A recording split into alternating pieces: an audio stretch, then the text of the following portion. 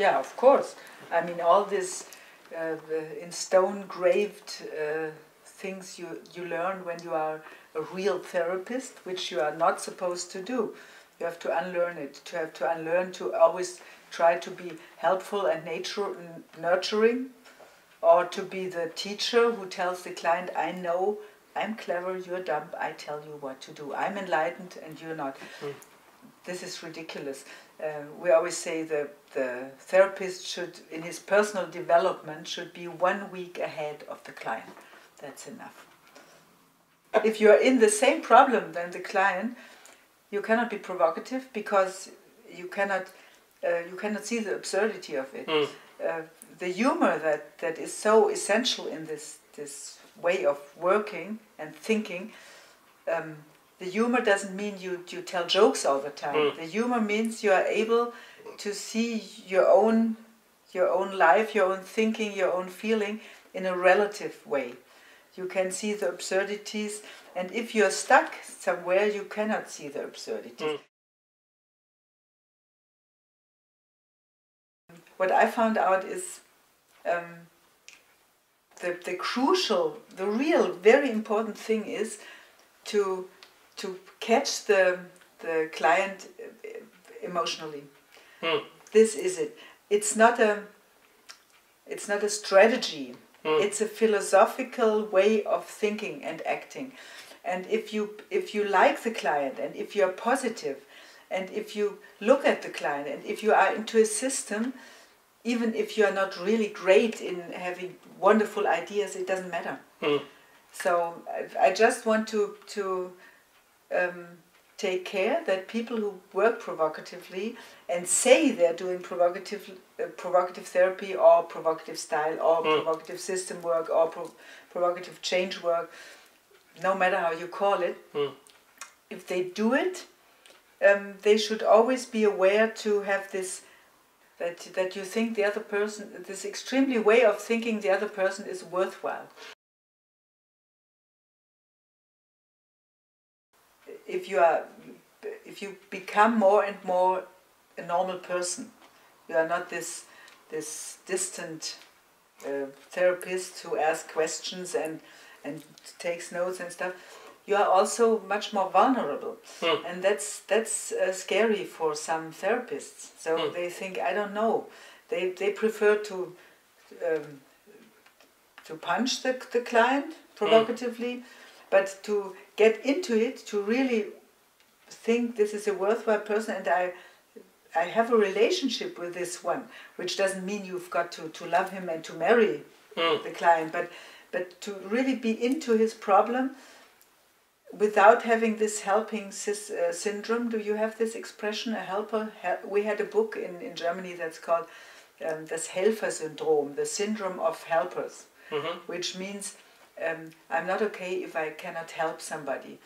And this is counterproductive because you always think you have to do much more than you should. The client's working, but you are into his system and you understand what he's talking about, but you also are into it as a normal person, which means he also can catch you. I mean, you are not safe. Provocative intervention is like a time-release capsule. The effect comes later.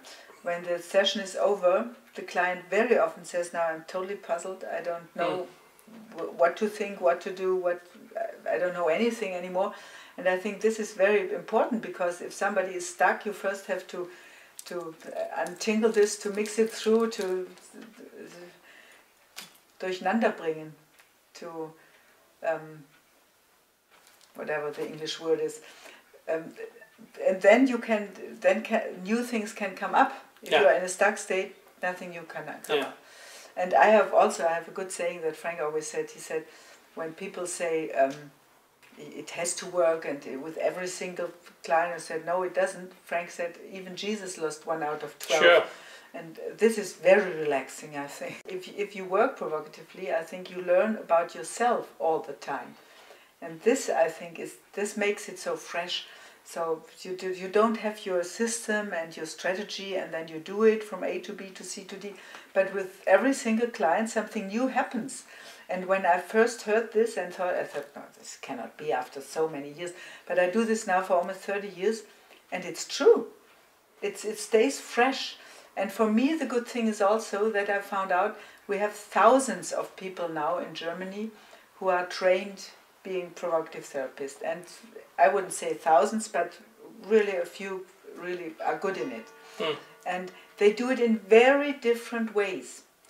And it's not so important to do it in a certain way. It's important to understand what's behind that. It's the way you see people, the way you use people's brain, because you provoke the resistance of the client against his own syndrome, against his own craziness, against the things where he does nothing good to himself. But then when I met Frank, it was like opening up a door and I could use it with clients. But I don't know what changed me most. Maybe we should ask other people what comes to my mind first. I mean, I don't know.